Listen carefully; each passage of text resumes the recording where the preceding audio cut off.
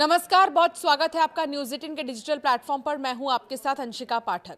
Israeli वायुसेना ने Iran की राजधानी तेहरान के अंदर घुसकर उसके सुरक्षा मुख्यालयों को मलबे में तब्दील कर दिया।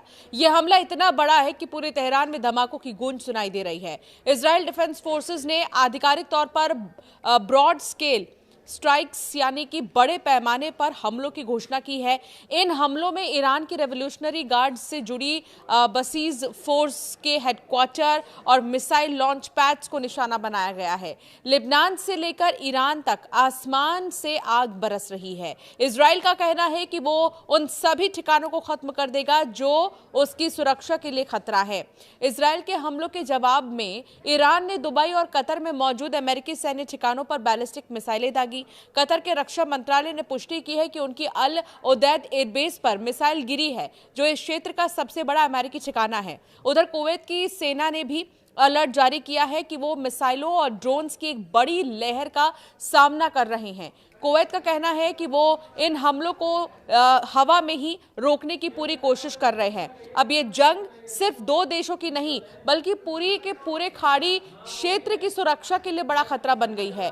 ईरान में एक तरफ अयातुल्ला अली खामनेई के अंतिम संस्कार की तैयारी चल रही है, तो दूसरी तरफ इजराइल ने खुली धमकी दे दी है। इजरायली रक्षा मंत्री ने साफ कहा है कि जो भी खामेनेई की जगह लेगा और इजराइल को मिटाने की साजिश रचेगा, वो उनका अगला टारगेट होगा। इस समय खामेनेई के बेटे मुस्तफा खामेनेई का नाम अगले सुप्रीम लीडर के तौर पर सबसे आगे चल रहा है। इस बीच समुद्र में भी हलचल तेज है। श्रीलंका के पास ईरान का एक नौसैनिक जहाज IRIS दीना डूब रहा है, जिससे कई सवाल खड़े हो गए हैं कि क्या इस पर भी हमला हुआ। श्रीलंका के तट के पास एक ईरानी जहाज पर पनडुब्बी से हमले की खबर सामने आई। रॉयटर्स के अनुसार इस हमले के बाद कम से कम 101 लोग लापता हो गए हैं, जबकि 78 लोग घायल बताए जा रहे हैं। श्रीलंका की नौसेना और रक्षा मंत्रालय के सूत्रों ने बताया है कि जहाज पर हमला समुद्र में हुआ और उसके बाद राहत और बचाव अभियान शुरू किया गया। अधिकारियों के मुताबिक कई लोगों की तलाश अभी भी जारी है। कुवैत की सेना ने बताया कि देश इस वक्त मिसाइल और ड्रोन की लहर से जूझ रहा है। सेना ने एक्स पर पोस्ट कर कहा है कि एयर डिफेंस सिस्टम सक्रिय कर दिए गए हैं और सभी खतरों को इंटरसेप्ट करने की कार्रवाई जारी है। अधिकारियों के मुताबिक सुरक्षा बल स्थिति पर नजर बनाए हुए हैं और हमलों को रोकने के लिए लगातार ऑपरेशन चलाया जा रहा है। इजरायल वायुसेना के एक अदीर F-351 विमान ने हाल ही में तेहरान के आसमान में ईरान के याक 130 लड़ाकू विमान को मार गिराया। ये पहली बार है जब दुनिया में किसी मानव पायलट वाले लड़ाकू विमान को F-35 से मार गिराया गया। इजरायल के रक्षा मंत्री काज ने कहा है कि ईरान की सरकार अगर किसी भी नए नेता को नियुक्त करती है जिसका उद्देश्य इजरायल को नष्ट करना, अमेरिका और अन्य देशों को धमकाना और ईरान की जनता को दबाना है, तो वो व्यक्ति सीधे निशाने पर होगा। उन्होंने स्पष्ट शब्दों में कहा है कि ऐसे किसी भी नेता को खत्म किया जाएगा। काज ने यह भी कहा है कि उस व्यक्ति का नाम क्या है, वो कहां छिपा है, इससे कोई फर्क नहीं पड़ता। अगर वो इजरायल के खिलाफ काम करेगा तो उसे लक्ष्य बनाया जाएगा।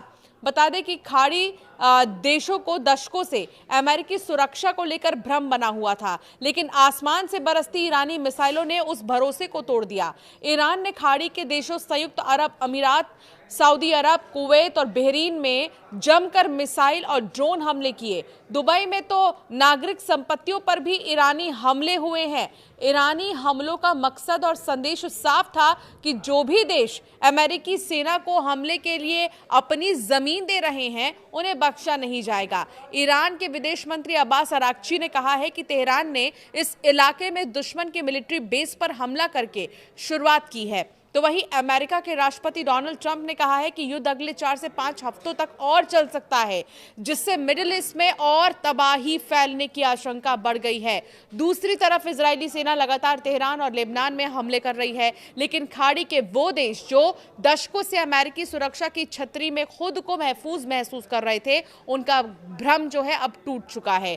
मिडिल ईस्ट में अमेरिका के सैन्य अड्डे कहां हैं, अब आपको ये भी बताते हैं। कतर में सबसे बड़ा यूएस मिलिट्री बेस है, जिसमें यूएस सेंट्रल कमांड यानी कि सेंटकॉम का फॉरवर्ड हेडक्वार्टर भी शामिल है। बहरीन में यूएस 5th फ्लीट और US naval forces central command है।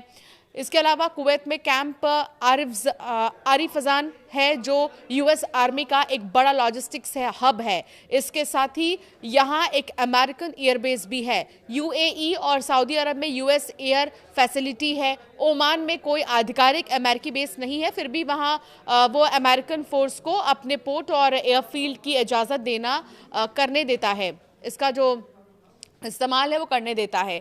ईरानी मिसाइलों और ड्रोन के निशाने पर अमेरिकी अड्डे। युद्ध के पहले ही दिन ईरानी मिसाइलों ने कुवैत की स्थिति अमेरिकी अड्डे पर हमला किया था। इस हमले में अमेरिकी सेना के 3 जवान मारे गए थे। सोमवार को भी यानी 2 मार्च को कुवैत में यूएस दूतावास के अंदर कंपाउंड में हमला किया गया। सरकारी आंकड़ों के मुताबिक यूएई, कुवैत, कतर, बहरीन और ओमान में हुए हमलों में कम से कम 4 आम लोग मारे गए और 100 से ज्यादा लोग घायल हुए हैं। तो फिलहाल यहाँ पर मिडिल ईस्ट की अगर बात करें तो आने वाले 2 हफ्ते तो मान कर चलिए कि मामला जो है शांत नहीं होने वाला है। ये युद्ध इसी तरह जारी रहने वाला है। तो दूसरी तरफ लगातार जो देश हैं, अलग अलग देश हैं, वो जिनसे भी युद्ध कर रहे हैं उनको यही चेतावनी दे रहे हैं कि अब आप रुक जाओ, बल्कि पंगा ना लें। हालांकि बड़े बड़े हेडक्वार्टर्स, बड़े बड़े जो फैक्ट्रीज हैं वो तबाह हो चुके हैं, वो नष्ट हो चुके हैं, जिसका बहुत ज़्यादा असर पड़ रहा है आम लोगों पर भी। आपकी राय क्या है इस पर हमें ज़रूर कॉमेंट कर बताएं।